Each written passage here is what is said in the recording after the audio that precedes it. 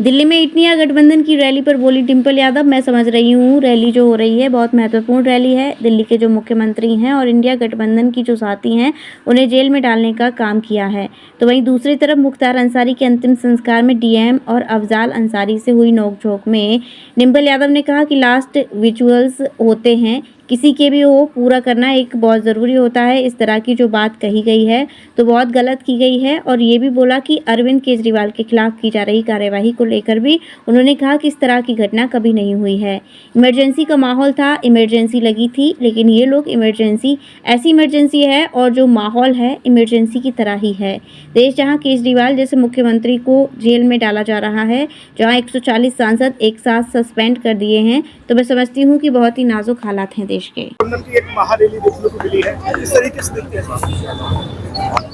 मैं समझती हूँ रैली जो हो रही है बहुत ही महत्वपूर्ण रैली है, जहाँ पर दिल्ली के जो मुख्यमंत्री हैं और जो इंडिया गठबंधन के भी साथी हैं, जहाँ पर उनको जेल में डालने का काम किया है मौजूदा सरकार ने, वहीं वो संविधान बचाओ रैली भी है। अंतिम संस्कार में कल मुख्तार अंसारी के अंतिम संस्कार में डीएम द्वारा उल्टी देने से रोका गया था और कहा गया था कि धारा 144 लागू है। मैं समझती हूँ लास्ट रिचुअल्स होते हैं, किसी भी के भी हो, उनको पूरा करना एक बहुत ज़रूरी होता है।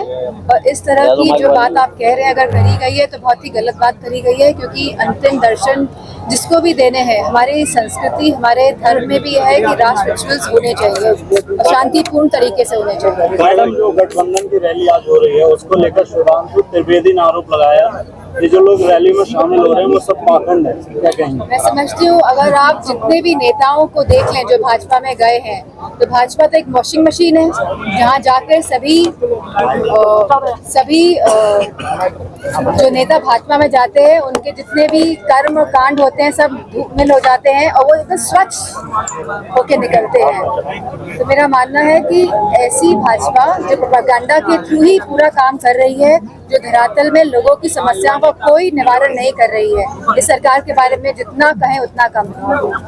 पल्लवी पटेल और ओवैसी प्रेस कॉन्फ्रेंस करने वाले हैं, दोनों एक साथ हो गए। ये अच्छी बात है, अगर प्रेस कॉन्फ्रेंस कर रहे हैं तो करें प्रेस कॉन्फ्रेंस।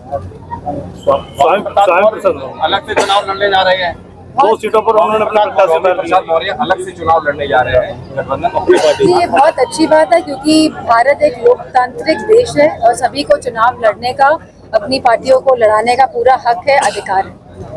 आपको नहीं लगता है वो इंडिया गठबंधन का नुकसान कर रहे हैं? मैं नहीं समझती हूँ, क्योंकि लोग बहुत सचेत हो गए हैं और लोग पूरे पीडीए के साथ है। और मुझे खुशी है कि आज भी जो सभा में सब लोग आए समझ रहे हैं कि हालात कितने नाजुक हैं पूरे प्रदेश में। केजरीवाल के द्वारा जो किया जा रहा है उसको आप कैसे मानते हैं? केजरीवाल के साथ जो गिरफ्तारी वगैरह की जा रही है ईडी के द्वारा, ये पूरे अगर आप भारत के इतिहास में देख लेंगे, जब से देश को आज़ादी मिली है तब से इस तरह की घटना कभी नहीं हुई है। इमरजेंसी का माहौल था, इमरजेंसी लगी थी, लेकिन यह तो इमरजेंसी ऐसी इमरजेंसी है जो इमरजेंसी की तरह ही इस तरह का माहौल है आज भी देश में, जहां केजरीवाल जैसे मुख्यमंत्रियों को जेल में डाला जा रहा है, जहां 140 सांसद एक साथ सस्पेंड कर देते हैं। तो मैं समझती हूँ बहुत ही नाजुक हालात हैं देश में। सांसद जब इलेक्शन आता है तभी भाजपा इस तरीके की ईडी सीबीआई वगैरह जांच के अधिकारी आगे कर देती है। क्या हमने देखा है कि कैसे ईडी और सीबीआई के माध्यम से भारतीय जनता पार्टी ने चंदा भी वसूला है, और लोग समझ रहे हैं कि ये जो ईडी और सीबीआई हैं जो इंस्टीट्यूशंस हैं जिनको किसी भी पार्टी की तरफ झुकना नहीं चाहिए, ये पूरी तरह भाजपा की तरफ और भाजपा के इशारों पे ही काम कर रहे हैं। प्रियंका गांधी ने कहा है कि 350,000 करोड़ जो इलेक्टोरल बॉन्ड की जो भाजपा ने लिए उसका कोई हिसाब नहीं दिया। मैं समझती हूँ पूरी देश के सामने सच्चाई है, पूरे देश के लोग जानते हैं कि कैसे भाजपा ने इलेक्टोरल बॉन्ड्स के नाम में लोगों से चंदा वसूली करी है, किस तरह बड़े बड़े जो फार्मास्यूटिकल कंपनीज हैं, जब इंजेक्शन की बात हुई थी तो लगातार इन कंपनीज के माध्यम से भाजपा के अकाउंट में पैसा गया है, और फिर इन कंपनीज को परमिशन मिली है कि वो इंजेक्शन लगा सके कोविड के टाइम पे। तो मैं समझती हूँ जनता सब जान रही है इस बात को। मैडम आज गठबंधन की जो क्या कहेंगे जिस तरीके से संदिग्ध परिस्थितियां बताई जा रही हैं और उन्होंने मुख्तार अंसारी की मौत को संदिग्ध परिस्थिति बताया जा रहा है। बता रहे संदेह उसके परिवार वाले आरोप लगा रहे हैं। अगर परिवार वाले आरोप लगा रहे हैं तो जो भी उनके आरोप है सरकार को और यह बात एकदम साफ तरीके से रखनी चाहिए।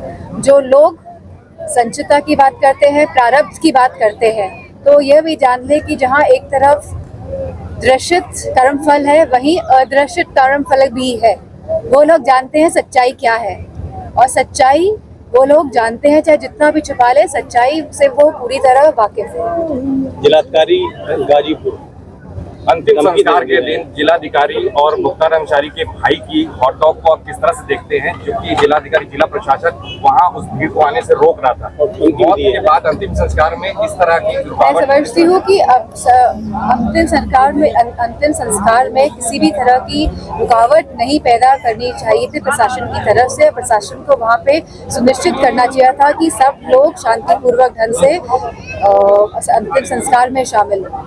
आखिरी सवाल पीडीए को लेकर मैडम एक पीडीए लगातार आज इस तरह से गठबंधन की महारैली दिल्ली में देखने को मिली है, क्या संदेश था कि केजरीवाल के खिलाफ उसका रोष दिखाने के लिए था या आगामी चुनाव के लिए रणनीति तैयार की जा रही थी, अपना दम खम दिखाने के लिए प्रयास किया गया है? मैं समझती हूँ कि ये संविधान बचाओ रैली थी और जहाँ भाजपा के लोग कह रहे हैं कि दोबारा आने पे हम संविधान को बदल देंगे और जहां मुख्य जो नेता है उनको जेल में डालने का काम कर रही है मौजूदा सरकार, तो मैं समझती हूँ दोनों के विरोध में यह रैली थी। Just one telecom mobile repairing parts एवं मोबाइल एक्सेसरीज के थोक विक्रेता। हमारे यहाँ कुशल इंजीनियरों द्वारा हर प्रकार के Samsung, iPhone, Nokia, Vivo, MI, Honor, Oppo, Motorola आदि मोबाइल की बेहतरीन रिपेयरिंग की जाती है। अब आप अपना मोबाइल रिपेयरिंग कराएं विद ओरिजिनल पार्ट्स के साथ। जस्ट वन टेलीकॉम, हमें आईफोन स्पेशलिस्ट, हाईवे प्लाजा के सामने, मंडी चौराया, मथुरा।